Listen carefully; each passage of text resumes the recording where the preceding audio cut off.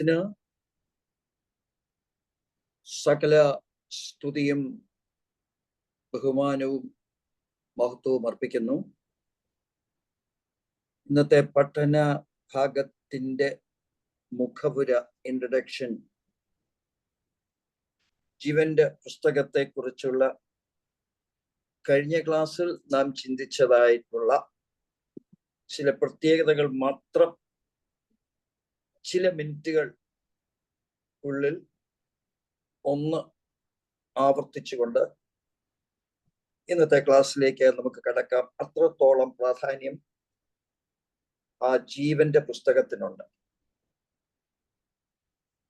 നാം വീണ്ടും ജനനം പ്രാപിക്കുന്നതും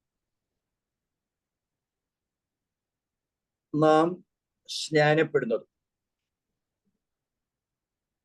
നാം പരിശുദ്ധാത്മാഭിഷേകം അതിനാൽ നിറയുന്നതും നാം ചെയ്യുന്ന സകല സുവിശേഷ വേലകളും അത് ഫലപ്രാപ്തിയിലേക്കാണ് എന്ന് തെളിയിക്കുന്ന ഏക ലക്ഷ്യം ജീവന്റെ പുസ്തകമാണ്. അപ്പോൾ ജീവന്റെ പുസ്തകത്തിൽ പേരെഴുതി കാണാത്ത സകലർക്കും ഗന്ധക തീപ്പൊയ്കയാണ് അവരുടെ അവസാനം എന്നത് വ്യക്തമായി മനസ്സിലാക്കിയാൽ സജീവമായ പ്രാധാന്യത ആ ജീവന്റെ പുസ്തകത്തിന് കൊടുക്കണം. അതുകൊണ്ട് 4-5 മിനിറ്റുകൾ അത് ഒരാവർത്തനമായിട്ട് നിങ്ങൾക്ക് തോന്നരുത്. അത്രത്തോളം പ്രാധാന്യമുള്ളത് കൊണ്ട് ഞാനിത് പറഞ്ഞതാണ്. കൃത്യമായി എൻ്റെ രീതി അനുസരിച്ച് വിവരിക്കാൻ തുടങ്ങിയാൽ ഒരുപാട് സമയങ്ങൾ എടുക്കും. അതുകൊണ്ടാണ് അത് പെട്ടെന്ന് പറഞ്ഞു പോകുന്നത്. ഇടയിൽ പല കാര്യങ്ങളും വിട്ടുപോകുന്നത് ആ സമയ ചുരുക്കം കൊണ്ടാണ്. ക്ലാസ് തീർക്കണമല്ലോ എന്നുള്ളത് കൊണ്ടാണ്. എന്നാൽ മനസ്സിലാക്കേണ്ടുന്ന പല കാര്യങ്ങളും അതിൽ വളരെ ഗഹനമായിട്ടുള്ളത് കൊണ്ട് നമുക്ക് പ്രാധാന്യമേറിയ ചില ചിന്തകൾ മാത്രം ആ ജീവന്റെ പുസ്തകത്തിന്റെ പ്രാധാന്യത എത്ര എന്ന് മനസ്സിലാക്കുവാൻ ഒന്നുകൂടി നിങ്ങളുടെ ഹൃദയത്തെ ഏകാഗ്രമാക്കേണ്ടതിന് ഞാൻ അതിലൂടെ ഒന്ന് ഓടിച്ചു പോകാം. ദാവീദിന്റെ പ്രാധാന്യത സകല പ്രവാചകന്മാരിലും വെച്ച് കർത്താവായ യേശുക്രിസ്തുവിന്റെ ജനനവും മരണവും വ്യക്തമായി സൂചിപ്പിച്ചിട്ടുള്ള പ്രവചനങ്ങൾ ദാവീദാണ് ഏറ്റവും കൂടുതൽ വേദപുസ്തകത്തിൽ നൽകിയിട്ടുള്ളത്. അപ്പോൾ ദാവീദിന് എന്തുകൊണ്ട് അപ്രകാരം ഒരു അനുഗ്രഹം ലഭിച്ചു എന്ന് ചോദിച്ചാൽ, അവൻ ദൈവത്തിന്റെ ആത്മാവുള്ളവനായിരുന്നു. One after my soul. അപ്പോൾ വളരെ കൃത്യമായി ദൈവം പറയുകയാണ്, ഞാൻ ചിന്തിക്കുന്നത് ആയതുപോലെ ചിന്തിക്കുവാൻ ദാവീദിന് കഴിയുന്നുണ്ട്. അപ്പോൾ ദാവീദിന് ലഭിച്ചിട്ടുള്ള ചില വെളിപ്പാടുകൾ വേറെ പ്രവാചകന്മാർക്ക് ലഭിച്ചിട്ടില്ല. അതാണ് 139 സങ്കീർത്തനം. ആ വാക്യം മാത്രം ഒന്നുകൂടെ വായിക്കുക. 16-ാം വാക്യം, 139 സങ്കീർത്തനത്തിന്റെ 16-ാം വാക്യം.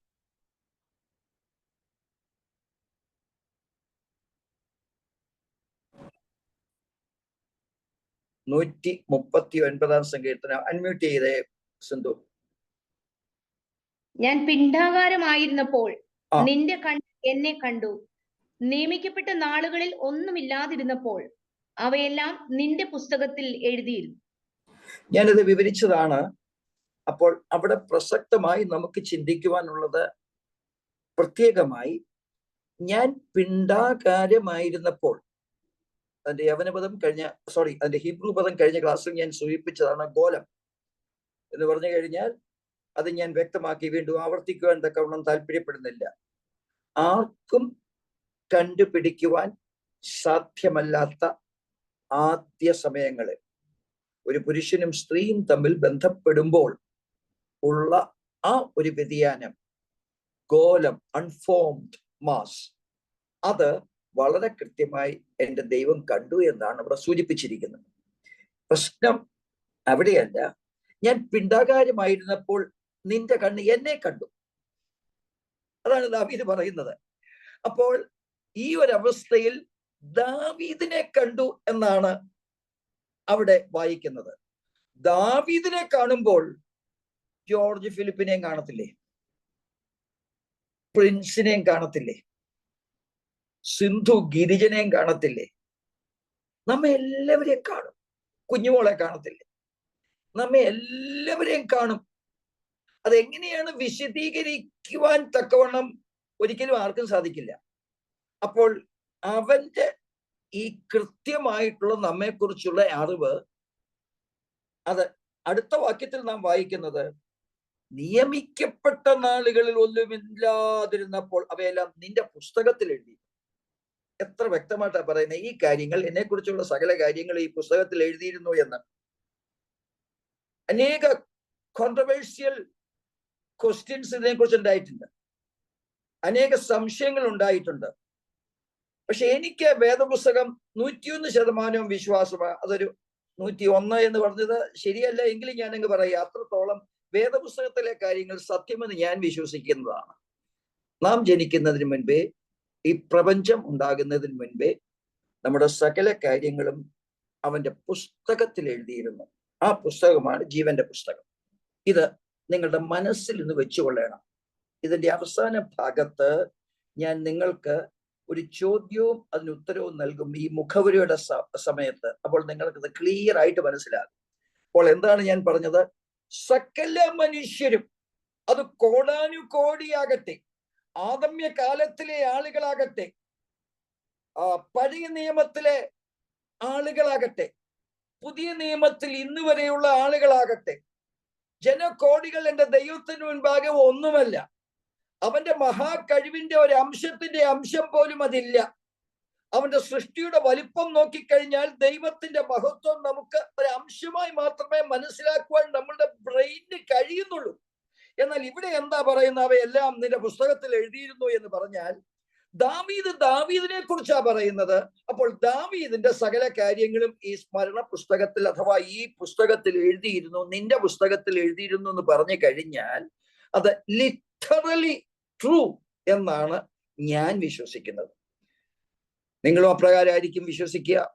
എന്നാൽ ചില സംശയങ്ങൾ ചിലർക്കുണ്ടാകാം. എങ്ങനെ ഇത് സാധ്യം? അത് ദൈവത്തിന് സാധ്യം. അത്ര മാത്രമേ എനിക്ക് പറയുവാൻ തക്കവണ്ണം സാധിക്കുകയുള്ളൂ. കാരണം ഈ വിവരിക്കുവാൻ തക്കവണ്ണം ചില മിസ്റ്ററീസ്, മർമ്മം എന്നൊക്കെ പുതിയ നിയമത്തിൽ ലേഖനങ്ങളിലൊക്കെ നമ്മൾ കാണുന്നുണ്ടല്ലോ.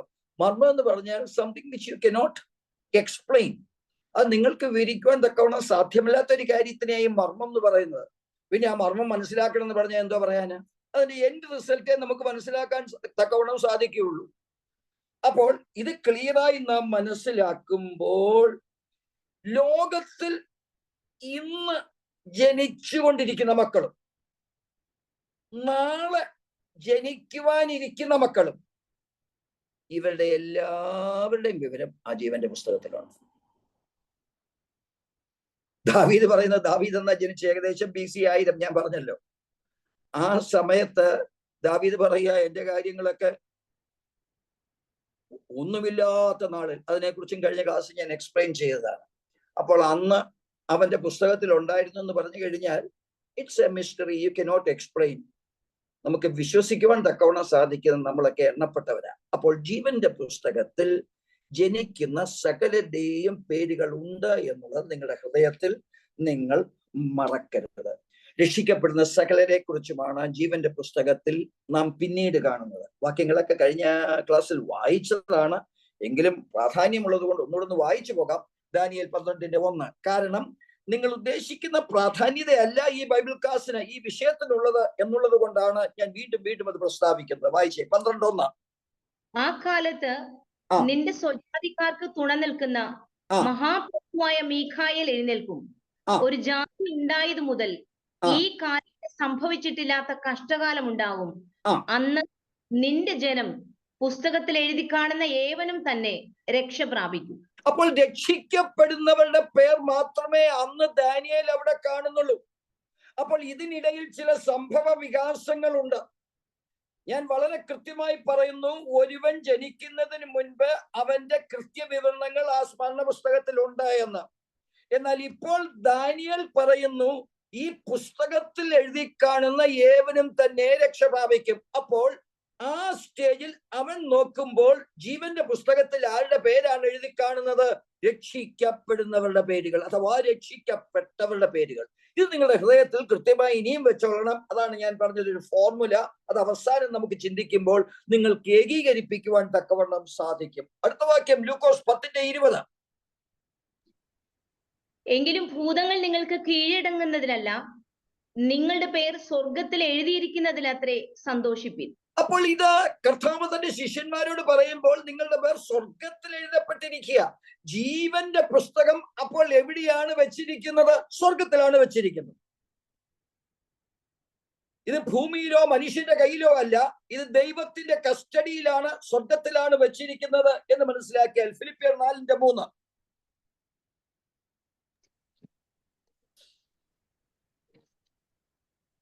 സാക്ഷാൽ ഇണയാളിയായുള്ളവേ, അവർക്ക് തുണ നിൽക്കണമെന്ന് ഞാൻ നിന്നോടും അപേക്ഷിക്കുന്നു. ജീവപുസ്തകത്തിൽ പേരുള്ള ക്ലേമന്ത് മുതലായ എന്റെ കൂട്ടുവേലക്കാരുമായി ആ സ്ത്രീകൾ എന്നോടുകൂടെ സുവിശേഷ ഘോഷണത്തിൽ പോരാടിയിരിക്കുന്നു. അപ്പോൾ ഒരു കാര്യം വളരെ വാസ്തവമാണ്. യഥാർത്ഥമായി സുവിശേഷം ഘോഷിക്കുന്നവരുടെ പേർ ജീവന്റെ പുസ്തകത്തിലുണ്ട്. ഉദാഹരണമാണ് ക്ലേമന്ത്, ഉദാഹരണമാണ് അവനോടുകൂടെ ഉണ്ടായിരുന്ന സഹോദരിമാർ. വളരെ വ്യക്തമായി ദൈവത്തിന്റെ വേല അവൻ നിശ്ചയിച്ച പ്രകാരം ചെയ്യുന്ന സകല ആൾക്കാരും പ്രധാനപ്പെട്ട ജോലി എന്ന് പറഞ്ഞാൽ സുവിശേഷ ഘോഷണം. അപ്പോൾ ആ സുവിശേഷ ഘോഷണം ചെയ്യുന്നവരുടെ പേരെല്ലാം ആ പുസ്തകത്തിലുണ്ട്. അടുത്ത വാക്യം വായിച്ചേ. റെവലേഷൻ, വെളിപ്പാട് 3:5. അവർ യോഗ്യന്മാരാകിയാൽ വെള്ള ധരിച്ചുകൊണ്ട് എന്നോട് കൂടെ നടക്കും. ജയിക്കുന്നവൻ വെള്ളയുടുപ്പ് ധരിക്കും. അവന്റെ പേർ ഞാൻ ജീവപുസ്തകത്തിൽ നിന്ന് മായ്ച്ചു കളയാതെ എന്റെ പിതാവിന്റെ സന്നിധിയിലും അവന്റെ ദൂതന്മാരുടെ മുൻപിലും അവന്റെ പേർ ഏറ്റുപറയും. സൂചന വരുന്നു ആ ഫോർമുലയ്ക്ക്. എന്താണ് ഞാൻ പറഞ്ഞത്? സകലരുടെയും പേർ ജീവന്റെ പുസ്തകത്തിലുണ്ട്. എന്നാൽ ഇവിടെ എന്താണ് വരുന്നത്? കൃത്യമായി ജയിക്കുന്നവൻ വെള്ളയുടുപ്പ് ധരിക്കും. അവന്റെ പേർ ഞാൻ ജീവപുസ്തകത്തിൽ നിന്ന് മായ്ച്ചു കളയുകയില്ല. പരാജയപ്പെടുന്നവൻ വളരെ കൃത്യമായിട്ട് ആ അർത്ഥത്തിൽ മനസ്സിലാക്കണം. ജീവന്റെ പുസ്തകത്തിൽ നിന്ന് അവന്റെ പേർ മായ്ച്ചു കളയും. ശ്രദ്ധിക്കണം. അപ്പോൾ സകല ആളുകളുടെയും പേരുകൾ ജീവന്റെ പുസ്തകത്തിൽ ഉണ്ട് എന്ന് വ്യക്തമായി മനസ്സിലാക്കിയാൽ ഒരു വിഭാഗം ജനങ്ങൾ, അത് വലിയൊരു വിഭാഗമായിരിക്കാം, ജീവന്റെ പുസ്തകത്തിൽ പേർ കാണുന്നില്ല. എന്നാൽ ചെറിയൊരു വിഭാഗം ജീവന്റെ പുസ്തകത്തിൽ നിന്ന് അവന്റെ പേർ ഞാൻ മായ്ച്ചു കളയാതെ എന്റെ പിതാവിന്റെ സന്ധിയിലും ദൂതന്മാരുടെ മുൻപിലും അവന്റെ പേർ ഏറ്റു പറയും. ഓക്കെ, അത് നിങ്ങൾ മനസ്സിലാക്കി വ്യക്തമായിട്ട് പറയുമ്പോൾ ആ പഴയ വാക്യം ഒന്നുകൂടെ നമുക്ക് എടുക്കാം. പുറപ്പാട് പുസ്തകം 32:33. യഹോവ മോശയോട്, എന്നോട് പാപം ചെയ്തവന്റെ പേർ ഞാൻ എന്റെ പുസ്തകത്തിൽ നിന്ന് മായ്ച്ചു കളയും. ഇവിടെയും വ്യക്തമായി പറയുന്നത് പാപം ചെയ്തവന്റെ പേർ ജീവന്റെ പുസ്തകത്തിൽ മുന്നമേ ഉണ്ടായിരുന്നു. മുന്നമേ ഉണ്ടായിരുന്നു എന്നതിന്റെ വ്യക്തമായ തെളിവല്ലേ അവന്റെ പേർ ഞാൻ മായ്ച്ചു കളയുമെന്ന് പറയുന്നത്. എപ്പോഴാണ് ദൈവം മായ്ച്ചു കളയുന്നത് എന്ന് നമുക്ക് ആർക്കും ചിന്തിക്കുവാൻ കഴിയാത്ത ഒരു സമയത്ത് ദൈവം ആ പേർ മായ്ച്ചു കളയും. അടുത്ത ഒരു വാക്യം കൂടെ ഞാൻ പറഞ്ഞല്ലോ, ഇതൊരു ഇൻട്രഡക്ഷനായി നിങ്ങൾ ഈ ക്ലാസ്സിൽ എടുക്കുക. 69-ാം സങ്കീർത്തനത്തിന്റെ 27-28 വാക്യങ്ങൾ. അവരുടെ അകൃത്യത്തോട് അകൃത്യം കൂട്ടണമേ, നിന്റെ നീതിയെ അവർ പ്രാപിക്കരുതേ. ജീവന്റെ പുസ്തകത്തിൽ നിന്ന് അവരെ മായ്ച്ചു കളയണമേ, നീതിമാന്മാരോടുകൂടെ അവരെ എഴുതരുതേ. ദാവീദ് എന്ന ഇടയ ചെറുക്കൻ ദൈവത്തിന്റെ ആത്മാവിനാൽ അവൻ നിറയപ്പെടുമ്പോൾ അവനാണ് പറയുന്നത്, അവർക്ക് ജീവന്റെ പുസ്തകത്തിൽ മുൻപ് അവരുടെ പേരുണ്ടായിരുന്നു, നീതിമാന്മാരോട് കൂടെ അവരുടെ പേരും ഉണ്ടായിരുന്നു. എന്നാൽ ദാവീദ് അവന്റെ ആഗ്രഹം പറയുകയാണ്, ഇവരെ ജീവന്റെ പുസ്തകത്തിൽ നിന്ന് മാറ്റിക്കളയണമേ, നീതിമാന്മാരോട് കൂടെ അവർക്ക് ഒരു വിധത്തിലും ഒരു ഓഹരി കൊടുക്കരുതേ. അപ്പോൾ കൃത്യമായി ഈ ജീവന്റെ പുസ്തകം ഇതേറ്റവും പ്രാധാന്യമേറിയ ഒരു പുസ്തകമാണ് എന്ന് വിശുദ്ധൻ ചിന്തിച്ചാൽ അവിടെ സകലരുടെയും പേർ ആദ്യമേ എഴുതപ്പെട്ടിരുന്നു. ഇനി ഞാൻ അവസാന ഭാഗത്തേക്ക് വരാം. ഒരു വ്യക്തി അനീതി പ്രവർത്തിച്ച് ദൈവത്തിന്റെ സന്നിധിയിൽ നിന്ന് മാറി ശിക്ഷാവിധി ഏറ്റെടുക്കുവാൻ വെള്ള സിംഹാസനത്തിന്റെ മുൻപാകെ നിൽക്കുകയാണ്. Just imagine. ഇവൻ കർത്താവിന്റെ അടുക്കൽ വന്ന് പറയുകയാണ്, കർത്താവേ, നീ എനിക്ക് ഒരവസരം തന്നില്ലല്ലോ എന്ന് ചോദിച്ചാൽ. ശ്രദ്ധിക്കണേ, ഒരു വ്യക്തി വിധിക്കപ്പെടുന്നതിന് മുൻപേ എനിക്കൊരവസരം നൽകപ്പെട്ടില്ലല്ലോ എന്ന് ചോദിച്ചാൽ അവന് കൊടുക്കുന്ന ഉത്തരമാണ്, ജീവന്റെ പുസ്തകത്തിൽ അവൻ അവന്റെ അമ്മയുടെ ഗർഭപാത്രത്തിൽ നിന്ന് ജനിക്കുന്നതിന് മുന്നമേ പരമോന്നതനായ ദൈവം അവനൊരു അവസരം കൊടുത്തിരുന്നു. എപ്പോൾ ദൈവത്തെ അറിയാതെ നന്മ തിന്മകളെ കുറിച്ചുള്ള അറിവ് അവൻ എപ്പോൾ വരുന്നുവോ അപ്പോൾ അവൻ ദൈവത്തെ കുറിച്ച് ചിന്തിക്കാതെ, ദൈവത്തിന്റെ സുവിശേഷത്തിന് വില കൊടുക്കാതെ, ഏകജാതനാം ക്രിസ്തുവിനെ നമിക്കാതെ അവൻ ഈ ലോകത്തിന്റെ നടപടികളിലേക്ക് പോകുമ്പോൾ കൃത്യമായി ദൈവം മായ്ക്കുവാൻ അവന്റെ കയ്യിലെ ആ വൈറ്റ് ഇങ്ക് അവനൊന്ന് എടുത്തിട്ട് മായ്ക്കാൻ നോക്കും, പിന്നെയും അവനെ ഒന്ന് നോക്കും, മായ്ക്കുവാൻ നോക്കും, പിന്നെയും ഒന്ന് അവനെ നോക്കും. അവൻ എന്നേക്കുമായി ദൈവത്തെ തിരസ്കരിച്ചു എന്ന് ദൈവത്തിന് മനസ്സിലാകുമ്പോൾ തിരിച്ചു വരവിന്റെ ഏതെങ്കിലും ഒരു അവസരമുണ്ട് എങ്കിൽ കൃത്യമായി ആ അനുഭവവും ജീവന്റെ പുസ്തകത്തിൽ ശ്രദ്ധിക്കുന്നവനാണ് എൻ്റെ ദൈവം. അവനോടാണ് എൻ്റെ ദൈവം പറയുന്നത്, നീ അറിയാതെ, നീ ജനിക്കുന്നതിന് മുൻപ്, നിന്റെ അമ്മയുടെ ഗർഭപാത്രത്തിൽ നീ ഉരുവാകുന്നതിന് മുന്നമേ എന്റെ ജീവന്റെ പുസ്തകത്തിൽ ഞാൻ നിന്റെ പേർ എഴുതിയിരുന്നില്ലേ? എത്ര പേർക്ക് ഇത് വ്യക്തമായി എന്ന് ഞാൻ അറിയുന്നില്ല. Our God is a perfect God. സർവശക്തനാണവൻ, സർവജ്ഞാനിയാണവൻ, സർവവ്യാപിയാണവൻ. അവന്റെ മുൻപാകെ നിനക്ക് ചോദ്യം ചെയ്യുവാൻ അവസരം ദൈവം തരികയില്ല. Your name was in the book of life. Was. എന്നാൽ നിന്റെ ജീവിതത്തിലെ ക്രമക്കേടുകൾ കാരണം ലോകത്തിന്റെ പിറകെ നീ പോയപ്പോൾ നിന്റെ പേർ ജീവന്റെ പുസ്തകത്തിൽ നിന്നും എന്നേക്കുമായി എൻ്റെ ദൈവം മായിച്ചു കളഞ്ഞു. ചാകാൻ പോകുമ്പം കർത്താവെ രക്ഷിക്കണമേ എന്ന് പറഞ്ഞാൽ എൻ്റെ ദൈവത്തിന് രക്ഷിക്കാൻ പറ്റില്ല. അപകടത്തിൽ നീ അപ്പോൾ മാനസാന്തരപ്പെട്ട് ദൈവമേ എന്നെ രക്ഷിക്കണമേ എന്ന് പറഞ്ഞാൽ എൻ്റെ ദൈവത്തിന് രക്ഷിക്കാൻ കഴിയുകയില്ല. അവനാണ് നിയമം ഉണ്ടാക്കി വെച്ചത്. ആ നിയമത്തിന്റെ പരിധിയെ അവന് മാറ്റുവാൻ തക്കവണ്ണം കഴിയില്ല. കർത്താവായ യേശു ക്രിസ്തുവിനെ നിനക്കാകുന്ന സമയത്ത് ദൈവമാണ് എൻ്റെ രക്ഷകൻ എന്ന് പറഞ്ഞുകൊണ്ട് ഇന്ന് നീ ദൈവത്തെ സ്വീകരിക്കുന്നു എങ്കിൽ, മാറ്റപ്പെടാതെ നിന്റെ പേര് അവിടെ ഉണ്ട് എങ്കിൽ, സുവർണ ലിപികളിൽ ദൈവം ഒന്നുകൂടെ അത് സ്പഷ്ടമാക്കി കാണിക്കും, നിന്റെ പേർ ജീവന്റെ പുസ്തകത്തിൽ നിന്ന് ആർക്കും മാറ്റുവാൻ കഴിയുകയില്ല. നീ എത്ര പ്രഗത്ഭനായിരുന്നാലും, ലോകപ്രകാരം നീ എത്ര ഉയർന്നവനായിരുന്നാലും, നീ ഒരു പക്ഷെ ഉദ്ദേശിക്കുന്നതിനേക്കാൾ വലിയ സ്ഥാനം നിനക്കുണ്ട് എങ്കിലും, ജീവന്റെ പുസ്തകത്തിൽ പേർ എഴുതണമെങ്കിൽ ജീവനായകനായ ക്രിസ്തുവിനെ അവൻ മനുഷ്യനായി അവതരിച്ചു എന്ന് നീ വിശ്വസിച്ചിട്ടില്ല എങ്കിൽ നീ ഒരു വ്യാജ സന്തതിയാണ്. വ്യാജ സന്തതിയുടെ പേർ ജീവന്റെ പുസ്തകത്തിൽ നിന്നും അവൻ മാറ്റിക്കളയും. ഈ ചോദ്യം നിങ്ങളുടെ ഹൃദയത്തിൽ എപ്പോഴും ഉണ്ടായിരിക്കട്ടെ. ദൈവമേ, എനിക്ക് നിന്നെ ചോദ്യം ചെയ്യുവാൻ അവകാശമില്ലാത്തതിന്റെ കാരണം എന്തെന്നറിയാമോ? എൻ്റെ പേർ ജീവന്റെ പുസ്തകത്തിൽ ഉണ്ടായിരുന്നു.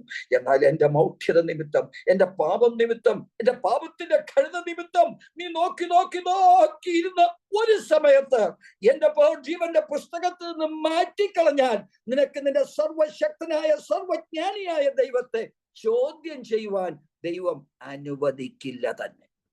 അപ്പോൾ ജീവന്റെ പുസ്തകം എന്നത് എത്രത്തോളം പ്രാധാന്യമുള്ളതാണ് എന്ന് നിങ്ങൾ മനസ്സിലാക്കുന്നു എങ്കിൽ ക്ലാസ്സിലേക്ക് നമുക്ക് വീണ്ടും കിടക്കാം. വെളിപ്പാട് പുസ്തകം 20-ാം അധ്യായത്തിന്റെ 12-ാം വാക്യത്തിന്റെ 3-ാം ഭാഗം.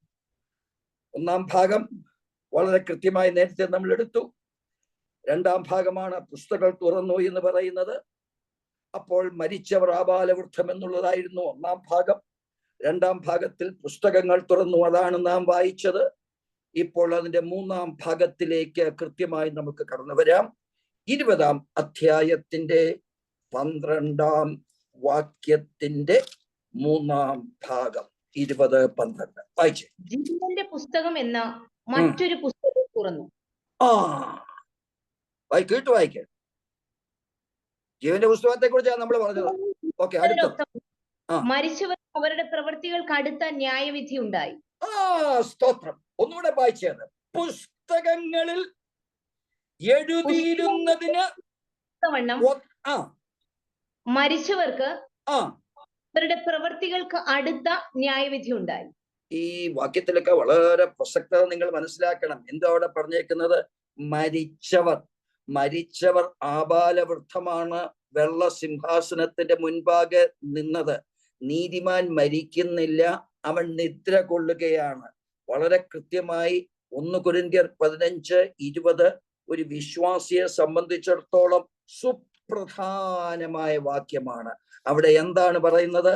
കർത്താവായ യേശു ക്രിസ്തുവിനെ കുറിച്ച്. എന്നാൽ ക്രിസ്തു നിദ്ര കൊണ്ടവരിൽ ആദ്യ ഫലമായി മരിച്ചവരുടെ ഇടയിൽ നിന്ന് ഉയർത്തിരിക്കുന്നു. വളരെ കൃത്യമായി നിങ്ങൾ മനസ്സിലാക്കേണ്ടുന്ന കാര്യമാണ്. മരിച്ചവർ എന്ന് ചില സ്ഥാനങ്ങളിൽ പുതിയ നിയമത്തിൽ ആ മരണത്തെക്കുറിച്ച് പറയുന്നു എങ്കിലും ഇവിടെയാണ് ക്രിസ്തു നിദ്ര കൊണ്ടവർ. അപ്പോൾ മരിച്ച ആ വിഭാഗത്തിൽ മരിച്ച ആ കൂട്ടത്തിൽ 2 വിഭാഗങ്ങളുണ്ട്. ഒന്ന് ആരാണ്? നിദ്ര കൊണ്ടവർ. 2 മരിച്ചവർ.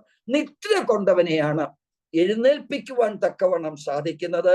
മരിച്ചവനെ എഴുന്നേൽപ്പിക്കുവാൻ തക്കവണ്ണം ലോകത്തിലെ ഒരു ശക്തിക്കും സാധിക്കുകയില്ല. അവിടെയാണ് നാം എന്താ വായിച്ചത്? നമ്മുടെ കർത്താവായ ക്രിസ്തു നിദ്ര കൊണ്ടവരിൽ ആദ്യജാതനായി മരിച്ചവരിൽ നിന്ന് ഉയർത്തെഴുന്നേറ്റിരിക്കുന്നു. ഈ വാക്യം കൃത്യമായി നിങ്ങൾക്ക് മനസ്സിലാക്കിയിട്ടുണ്ടെങ്കിൽ നിങ്ങളുടെ വലതുകരങ്ങളെ ഉയർത്തിയ ഞാനൊന്ന് കാണട്ടെ. മരിക്കുന്നവർ 2 വിഭാഗമാണ്. ഒന്ന് ജീവിക്കാൻ വേണ്ടി നിദ്ര കൊള്ളുന്നവർ, ഒന്ന് എന്നേക്കും മരിക്കുവാൻ തക്കവണ്ണം ഇപ്പോഴേ മരിച്ചവർ. അപ്പൊ ഇവിടെ നാം എന്താ വായിക്കുന്നത്? പുസ്തകങ്ങളിൽ എഴുതിയിരുന്നതിനൊത്തവണ്ണം മരിച്ചവർക്ക് അവരവരുടെ പ്രവൃത്തികൾക്കടുത്ത ന്യായവിധി ഉണ്ടായി. അപ്പോൾ ഇവിടെ ഹെഡിങ് മാറി. ഇവിടെ പുസ്തകമല്ല, പുസ്തകങ്ങൾ. ന്യായമായി നമുക്ക് ചിന്തിക്കാം. ഈ ചിന്ത 100% കറക്റ്റ് ആണോ എന്നൊന്നും ഞാൻ പറയുന്നില്ല. അപ്പോൾ എൻ്റെ ആ എളിമ ബുദ്ധിയിൽ ഞാൻ ചിന്തിച്ചത്, കോടാനുകോടി ജനങ്ങളായി ഭൂമിയിൽ മരിച്ചത് ഒരു ചെറിയ വിഭാഗമാണ് നിദ്ര കൊണ്ടത്. അങ്ങനെയുള്ളവർക്കാണ് നിദ്രയിൽ എഴുന്നേൽക്കുവാൻ തക്കവണ്ണം ദൈവം അവസരം കൊടുക്കുന്നത്. ആ ചെറിയ വിഭാഗം എന്ന് പറയുന്നതും കോടികൾ കാണുമായിരിക്കാം, അതിലേക്കല്ല ഞാൻ കടക്കുന്നത്. പക്ഷേ compared to the other group, the dead group, ഈ വ്യക്തമായി ജീവിക്കുന്ന ആ ജീവന്റെ പുസ്തകത്തിൽ ജീവിക്കുന്ന ആളുകൾ വളരെ കുറവാണ്. അല്ലെങ്കിൽ പല വാക്യങ്ങളും വേദപുസ്തകത്തിൽ നമ്മൾ കൃത്യമായിട്ട് കണ്ടിട്ടുണ്ട്. അപ്പോൾ ഇവിടെ നാം വായിക്കുന്നത് എന്താണ്? പുസ്തകങ്ങളിൽ എഴുതിയിരുന്നതിനൊത്തവണ്ണം മരിച്ചവർക്ക് അവരുടെ പ്രവൃത്തികൾക്കടുത്ത ന്യായവിധി ഉണ്ടായി. ശ്രദ്ധിക്കണേ, ജീവന്റെ പുസ്തകത്തിലാണ് നിന്റെ പേർ ആദ്യമേ ഉണ്ടായിരുന്നത്. നീ ചെയ്യുന്ന ചെറിയ ചെറിയ കുറ്റങ്ങളൊക്കെ ആ ഒരു പേജിനകത്ത് ആകെപ്പാടി ഒരു ചെറിയ ക്വാർട്ടർ പേജ് മാത്രം നിനക്ക് വേണ്ടി വെച്ചിരിക്കുന്നു എന്ന് പറയുക. അത് കർത്താവെന്ന് എഴുതി എഴുതി എഴുതി എഴുതി അവസാനം ആ പേജ് തീരാൻ പോകുന്നവരുടെ ജീവന്റെ പുസ്തകത്തിൽ നിനക്ക് കിട്ടിയിരിക്കുന്ന ഒരു പേജിനകത്ത് ഉൾക്കൊള്ളുന്നതല്ല നിന്റെ പാപം എന്ന് മനസ്സിലാക്കിയപ്പോൾ this is transferred to the other book എന്ന് പറഞ്ഞാൽ ഇത് അങ്ങോട്ടേക്ക് മാറ്റി. കോടാനുകോടി ജനങ്ങൾ ദൈവത്തിന് വിരോധമായി പ്രവർത്തിച്ചത് കൊണ്ട് അവരുടെ പ്രവൃത്തികളൊക്കെയും കൃത്യമായി രേഖപ്പെടുത്തേണ്ടുന്ന ആവശ്യമായതുകൊണ്ട് ജീവന്റെ പുസ്തകത്തിൽ അതിന് സ്ഥലമില്ലെന്നായി പറഞ്ഞതിന്റെ സാധനം. ജീവന്റെ പുസ്തകത്തിൽ അതിന് സ്ഥലമില്ലെന്നേ. നിന്റെ നികൃഷ്ട കാര്യങ്ങൾ, നിനക്ക് ദൈവത്തിന് വിരോധമായി പ്രവർത്തിക്കുന്ന കാര്യങ്ങൾ, ചിന്തകൾ എല്ലാം കൂടെ രേഖപ്പെടുത്തി വെക്കുന്ന ഒരു പുസ്തകമാണ്. അതിനൊരു പുസ്തകം പോരാ. എന്താണ് അവിടെ പറയുന്നത്? പുസ്തകങ്ങൾ തുറന്നു, അല്ലേ? ആ വാക്യം ഒന്നുകൂടെ വായിച്ചേ. പുസ്തകങ്ങളിൽ എഴുതിയിരുന്നതിനൊത്തവണ്ണം മരിച്ചവർക്ക് അവരുടെ പ്രവൃത്തികൾക്ക് അടുത്ത ന്യായവിധി ഉണ്ടായി. ഈ വെറുതെ പോകത്തില്ലാരും. നിന്റെ ഹൃദയത്തിൽ നീ ചിന്തിച്ചിട്ടുള്ള സകല അബദ്ധ ചിന്തകളും ആ പുസ്തകത്തിൽ കാണും. അപ്പോൾ ജീവന്റെ പുസ്തകത്തിൽ ഒരു ബാഡ് മാർക്ക് വരണ്ട എന്ന് നീ ആഗ്രഹിക്കുന്നു എങ്കിൽ ആരോടാണ് നീ കോപിച്ചത്, ആരോടാണ് നീ തെറ്റിച്ചത് എന്ന് മനസ്സിലാക്കി ഈ ബൈബിൾ ക്ലാസ് കഴിഞ്ഞപ്പോ തന്നെ വിളിച്ച് ക്ഷമ ചോദിച്ച് ക്ലിയർ ആക്കിക്കോ. ഇല്ലെങ്കിൽ പുസ്തകത്തെയും ദൈവം ഇങ്ങനെ നോക്കി നോക്കി നോക്കി ഇരിക്കുക. പേജിന്റെ അവസാനമാകുമ്പം ഇനി എഴുതാൻ സ്ഥലമില്ലെങ്കിൽ നേരെ you are shifted to the other book. വളരെ സൂക്ഷിച്ചോ. കളിക്കുന്നതല്ല ദൈവത്തിന്റെ പുസ്തകം എന്ന് മാത്രമേ ഞാൻ പറഞ്ഞുള്ളൂ. അപ്പോൾ പുസ്തകങ്ങളിൽ, ഒന്നുകൂടെ വായിച്ച വാക്യം, പുസ്തകങ്ങളിൽ എഴുതിയിരുന്നതിന് പുസ്തകങ്ങളിൽ എഴുതിയിരുന്നതിന് ഒത്തവണ്ണം മരിച്ചവർക്ക് അവരുടെ പ്രവൃത്തികൾക്ക് അടുത്ത ന്യായവിധി ഉണ്ടായി. ഈ വാക്യത്തിന്റെ ഒരു സൂചന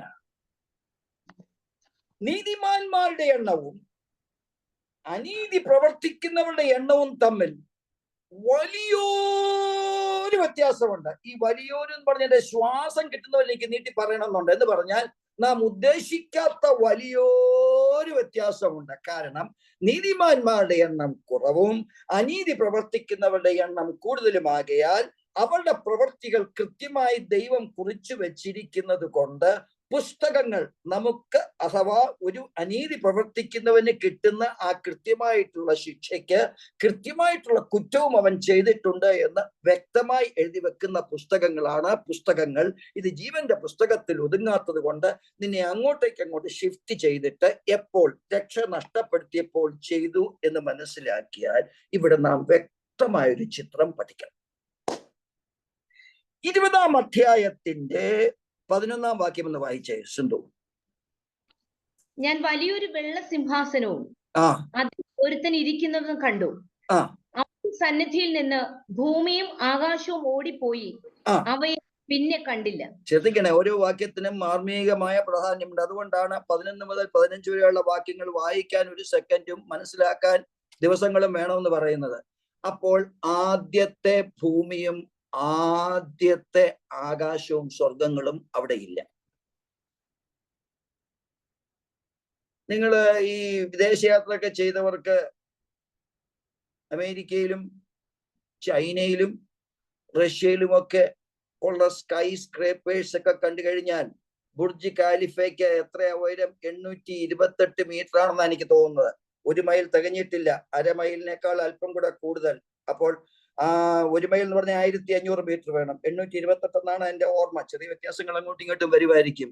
അപ്പോൾ മനുഷ്യൻ പണിത ഏറ്റവും ഉയരം കൂടിയ കെട്ടിടം ഇപ്പോഴുള്ളത് അതാണ്. വേറെ 1-2 കെട്ടിടങ്ങൾ പണിഞ്ഞു വരുന്നുണ്ട്, പൂർത്തിയായിട്ടില്ല. പക്ഷെ അത് അത്രേ മനുഷ്യന് പണിയാൻ പറ്റിയിട്ടുള്ളൂ. അപ്പോൾ ദൈവത്തിന്റെ കെട്ടിടം എന്ന് പറഞ്ഞത് 1500 മൈൽ ഉയരമുള്ളതാ. വളരെ കൃത്യമായി ഞാൻ പറഞ്ഞതിന്റെ സാരം, ഭൂമിയിലെ സകല സ്കൈ സ്ക്രേപ്പേഴ്സും തലസ്ഥാന നഗരി ഡൽഹിയിൽ നീ കാണുന്ന ഈ അമ്പരചുംബികളായ കെട്ടിടങ്ങളും ദുബായിൽ കോടീശ്വരന്മാർ പണിതുയർത്ത ബുർജ് ഖാലിഫയും ലോകത്തുള്ള ഏതെല്ലാം ബഹുമുഖ പട്ടണങ്ങളിൽ നീ കാണുന്ന സകല കെട്ടിടങ്ങളും പിന്നെ അവിടെ ഇല്ല. ചിന്തിച്ചേ, ആ ഭൂമി ഇല്ലെന്നേ. പിന്നീട് വരുവാൻ പോകുന്നത് പുതിയ ഭൂമിയാ, പിന്നീട് വരുവാൻ പോകുന്നത് പുതിയ ആകാശമാണ്.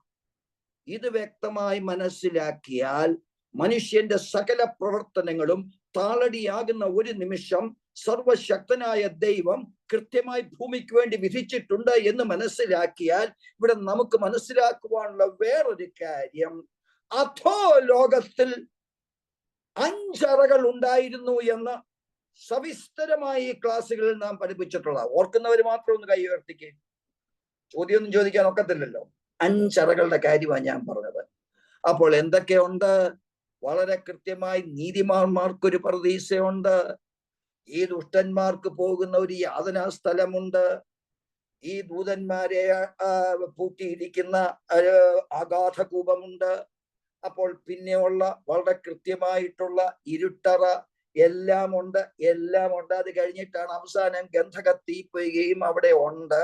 എന്നാൽ എന്നെ കേൾക്കുന്ന ദൈവത്തിന്റെ ജനമേ, ഭൂമിയെ മുഴുവൻ ഉരുക്കഴിക്കുമ്പോൾ, മാറ്റുമ്പോൾ ഈ അധോ ലോകങ്ങളിലെ 5 അറകളും അവിടെ ഇല്ല. എന്താ കാര്യം?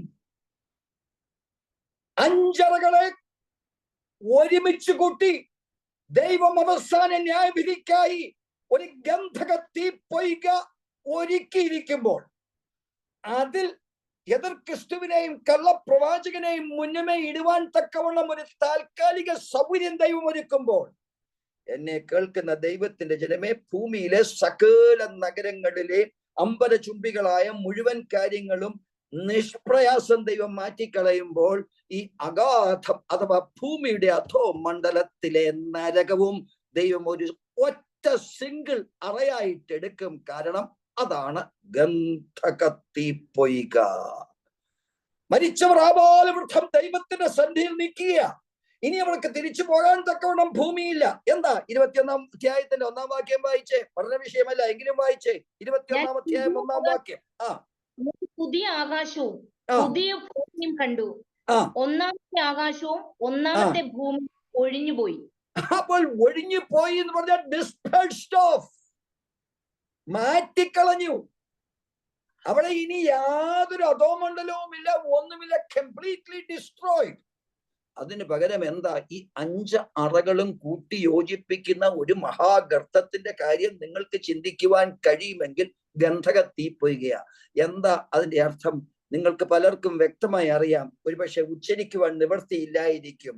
ദൂതന്മാർ, ദുർഭൂതങ്ങൾ, എതിർ ക്രിസ്തു, കള്ളപ്രവാചകൻ, മഹാസാത്താൻ, അവന്റെ സൈന്യങ്ങൾ, സകല അനീതി പ്രവർത്തിക്കുന്നവരുടെയും ഏകവാസം, ഏകയറയാകുന്ന ഗന്ധകത്തീപ്പൊയ്കയാകുമ്പോൾ അതിന്റെ വലിപ്പം നിനക്ക് ചിന്തിക്കാവുന്നതിലും വളരെയാകുമ്പോൾ ആ ഗന്ധകത്തീപ്പൊയ്കയാണ് സകല അനീതി പ്രവർത്തിക്കുന്നവരുടെയും അന്ത്യം.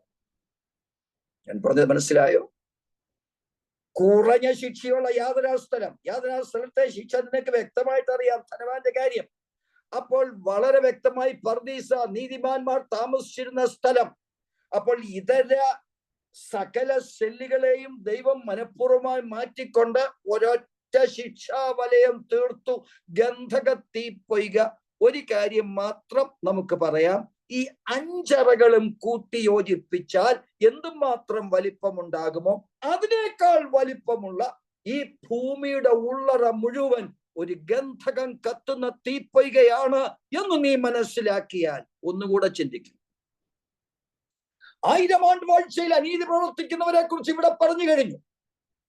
ഇനി മനുഷ്യൻ പോകുന്നത്, പാപം ചെയ്യാത്തവർ പോകുന്നത് എന്നേക്കും വസിക്കുന്ന പുതിയ ഭൂമിയിലേക്കാണ്. അപ്പോൾ ഗന്ധകം കത്തുന്ന തീപ്പൊയ്ക ഒരിക്കൽ ക്ലോസ് ചെയ്ത് കഴിഞ്ഞാൽ പിന്നെ അവിടെ ആരെയും ഇടില്ല.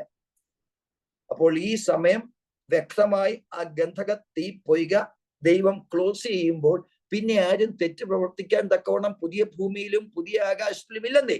അപ്പോൾ ആ നരകത്തിന്റെ വ്യാപ്തി എത്രത്തോളം വലുതാണ് എന്ന് ധരിച്ചാൽ ഇനി അത് വലുതാക്കേണ്ട കാര്യം എന്റെ ദൈവത്തിനില്ല. കാരണം സകലരെയും കൃത്യമായി ആവസിപ്പിക്കുവാൻ ദൈവം കണ്ടുപിടിച്ചിരിക്കുന്ന ഒരു ശിക്ഷാവിധിയാണ്, തെറ്റുപറ്റിയവർക്ക് ഉള്ള ശിക്ഷാവിധിയാണ് ഈ ഗന്ധകം കത്തുന്ന തീപ്പൊയ്ക എന്ന് നമ്മുടെ മനസ്സിൽ ധരിക്കണം. വളരെ വ്യക്തമായി 1-2 കാര്യങ്ങൾ കൂടെ. ദൈവം ന്യായാധിപതിയാണ്. തികച്ചും വ്യക്തമായിട്ടാണ് അവന്റെ കുറ്റവിധികൾ നമ്മുടെ മേൽ അഥവാ തെറ്റ് ചെയ്യുന്നവരുടെ മേൽ അവൻ വിധിക്കുന്നത് എന്നുകൂടെ മനസ്സിലാക്കിക്കൊണ്ട് ആ ഭാഗം നമുക്ക് നിർത്താം. റോമർക്കെഴുതിയ ലേഖനം 14-ാം അധ്യായത്തിന്റെ 12-ാം വാക്യം.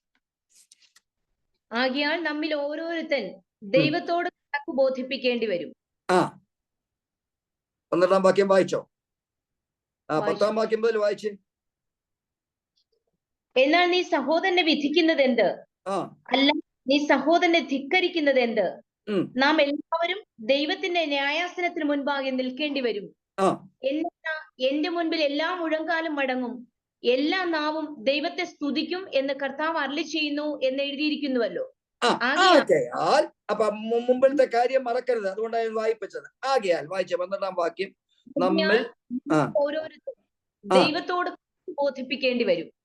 ഈ വേദപുസ്തകം ഇതിനേക്കാൾ കൂടുതൽ ക്ലിയർ ആയിട്ട് ദൈവത്തിന് എഴുതി തരാൻ പറ്റുമോ? നിങ്ങളുടെ സുവിശേഷ വേലയ്ക്ക് വ്യക്തമായി മറുപടി തരുന്നത്, നിനക്ക് പ്രതിഫലം ലഭിക്കുന്നത് നീ ചെയ്ത പ്രവൃത്തികളാണ്. ആകയാൽ നമ്മിൽ ഓരോരുത്തൻ ദൈവത്തോട് കണക്ക് ബോധിപ്പിക്കേണ്ടി വരും. ഓരോരുത്തൻ. അവിടെയാണ് വ്യത്യാസം മനസ്സിലാക്കാൻ ശ്രമിക്കേണ്ടത്.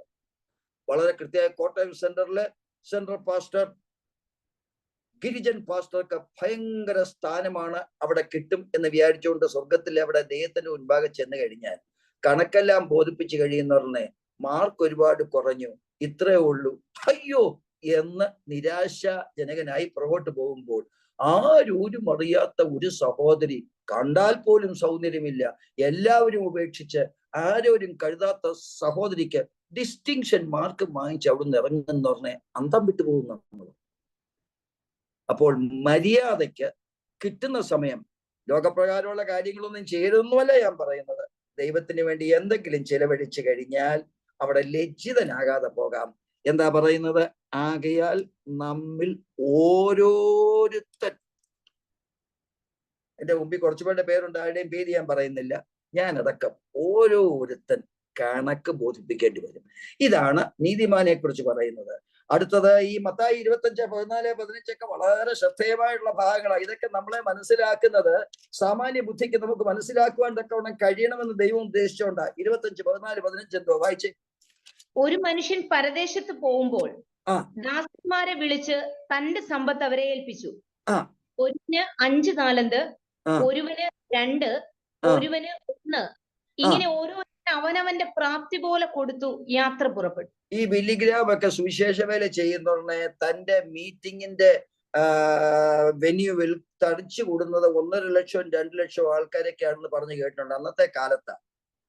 അപ്പൊ നമ്മളൊക്കെ വിചാരിക്കും ഇവിടെ നമ്മൾ ഇതിനേക്കാളും ഭംഗിയായിട്ട് പ്രസംഗിച്ചിട്ട് ആകെപ്പാട് വരുന്ന 30 പേര് 40 പേരാണല്ലോ, എന്താ ഇതിന്റെ രഹസ്യം എന്ന് ആലോചിച്ചിട്ടുണ്ടോ? വളരെ കൃത്യമായിട്ട് ദൈവത്തിന്റെ സന്നിധിയിൽ ദൈവത്തിന്റെ മുഴുവൻ കൽപ്പനകളെയും വ്യക്തമായി പഠിച്ച് ആരാധിച്ച് അവന്റെ മുൻപാകെ നീതിമാന്മാരായ ദൈവത്തിന്റെ മക്കൾക്ക് കൃത്യമായി ദൈവം മാർക്കിട്ട് കൊടുത്തുകൊണ്ടാണ് അനേകായിരങ്ങളെ ലക്ഷങ്ങളെ അവൻ കൊടുക്കുന്ന ആ വചനം കേൾക്കുവാൻ തക്കവണ്ണം ദൈവം കൂട്ടിവരുത്തുന്നത് എന്ന് ഓർക്കണം. വളരെ കൃത്യമായി നിങ്ങൾക്ക് അഥവാ എനിക്ക് പ്രതിഫലം ഇല്ല എന്നതല്ല, ദൈവം മാനിക്കുന്ന ദൈവത്തിന്റെ ദാസന്മാരുണ്ട്. അവിടെ നാം മനസ്സിലാക്കേണ്ടത് ദൈവത്തിന്റെ പ്രത്യേകമായിട്ടുള്ള പരിപാടിയിൽ അവർ ഏറ്റവും പ്രവീണരായിരുന്നു എന്ന് മനസ്സിലാക്കണം. അതുകൊണ്ടാണ് ഒരുവൻ 5 താലന്ത്, ഒരുവന് 2 താലന്ത്, ഒരുവൻ 1 താലന്ത്. എന്താ സംഭവിച്ചെന്നൊക്കെ നിങ്ങൾക്കറിയാം. അത് കൂടുതൽ വ്യക്തമാക്കാൻ ഞാൻ ആഗ്രഹിക്കുന്നില്ല. 5 താലന്ത് കിട്ടുന്നവൻ അധ്വാനിച്ച് 10 താലന്താക്കി. 2 താലന്ത് കിട്ടിയവൻ അധ്വാനിച്ച് 4 താലന്താക്കി. ഒരുവന്റെ കാര്യം നമുക്കറിയാം, അവൻ കഴിക്കുന്ന കുട്ടി. അപ്പോൾ കൃത്യമായിട്ട് നാം അത് മനസ്സിലാക്കിയ ചീഫ് പോസ്റ്റിനോട് പറഞ്ഞ അതൊന്ന് സൂക്ഷിക്കാൻ. അപ്പോൾ നാം കൃത്യമായി മനസ്സിലാക്കിയാൽ എനിക്ക് അവിടെ ചിന്തിക്കാൻ തക്കമുള്ള ഒരു കാര്യം, ഈ 5 താലന്ത് കിട്ടിയവന് 10 താലന്തുണ്ട്, ആ 2 താലന്ത് കിട്ടിയവനും സിൻസിയറായിട്ട് വർക്ക് ചെയ്തിട്ട് 4 താലന്തുണ്ട്.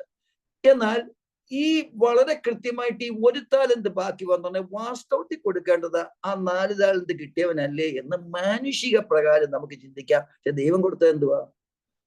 അപ്പോൾ ദൈവത്തിന്റെ നിശ്ചയവും ദാർഢ്യവുമെല്ലാം വളരെ കൃത്യമായി നാം മനസ്സിലാക്കിയാൽ അവനവൻ ചെയ്യുന്ന പ്രവൃത്തിക്കനുസരിച്ച് കൃത്യമായി മാർക്കിടാനാണ് ദൈവം തന്റെ പ്രത്യേകമായിട്ടുള്ള സംവിധാനത്തെ ക്രമീകരിച്ചിരിക്കുന്നത് എന്ന് നാം മനസ്സിലാക്കണം. നാം ചെയ്യുന്ന പ്രവൃത്തിക്കല്ല, കൃത്യമായിട്ട് മാർക്കിടാൻ തക്കവണ്ണം കഴിവുള്ള ഒരു ദൈവമാണ് നമ്മുടെ അടുക്കലുള്ളത്. 2 പ്രധാനപ്പെട്ട വാക്യം കൂടെ അവിടെ വായിക്കാം.